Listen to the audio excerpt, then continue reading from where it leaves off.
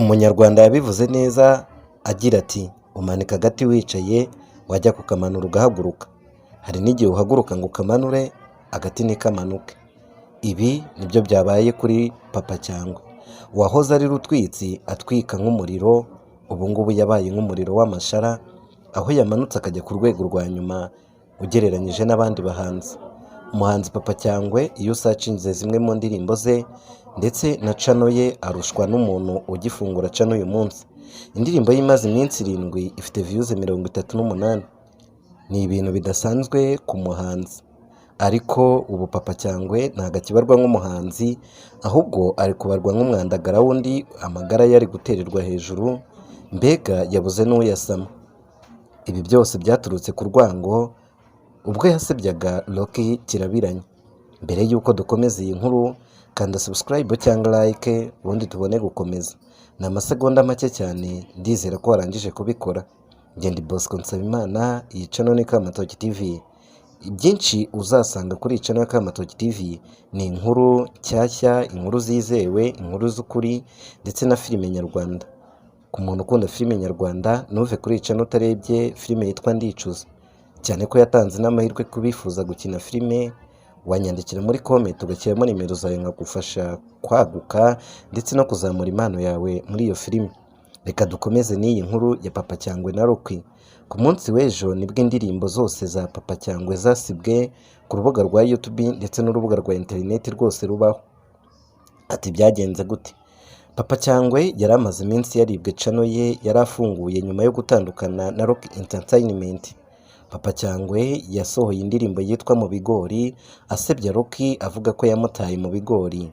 Indirimbo Rocky yarayumvise ariko araceceka, ntiyagira ibyo atangaza mu itangazamakuru.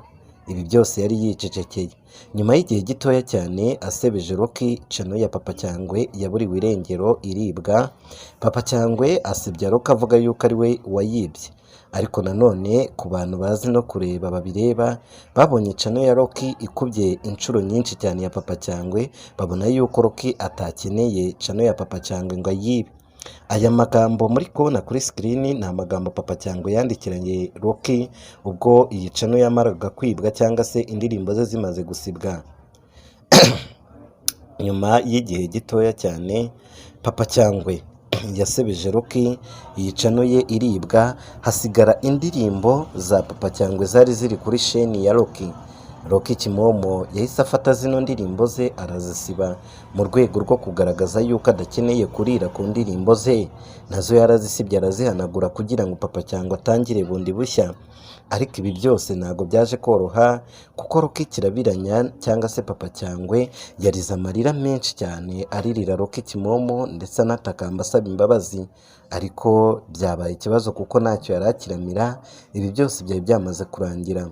Umuhanzi Papa Cyangwe yatangiye bundi bushya gushakisha indirimbo ze hirya no hino ku ba DJ bagiye batandukanye baba bafite izo ndirimbo, maze azaprodinga bundi bushya, aho nk'indirimbo yari yaprodinze ninjoro imaze amasaha 20 ifite views 40 gusa ku muntu wagiraga mu bihumbi 100 Ibi nibyo ni ukuri, nta mukara uhangana n'intare.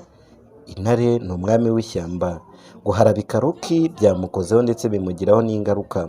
Buri muntu wese rero bigomba kumusigira isomo, umuntu wakuzamuye ntuzajya ubona ugeze aho ugera ntukamuharabike. Uku niko Imana izamura abantu bari hasi, nyuma y'igihe kinini bamara kugera aho bifuzaga ntibazibuke ya Mana yabazamuye.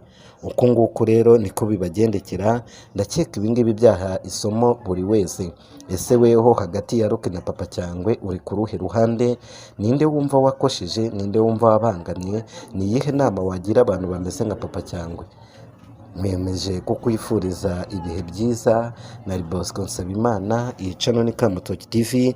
Twandikire muri comment uko byumva nyuma yo ko basebeje Rocky Kimomo ukunzwe n'abantu bose. Weho uwo ubaraho ikosa ninde hagati y'aba bantu babiri, Papa Cyangwe ndetse na Rocky? Komeza kumererwa neza, nimba utakanda subscribe uyikande cyangwa se ukande like ikikorohera, maze tujye tubana mu nkuru zishimishije. Mugire ibihe byiza. Ciao ciao.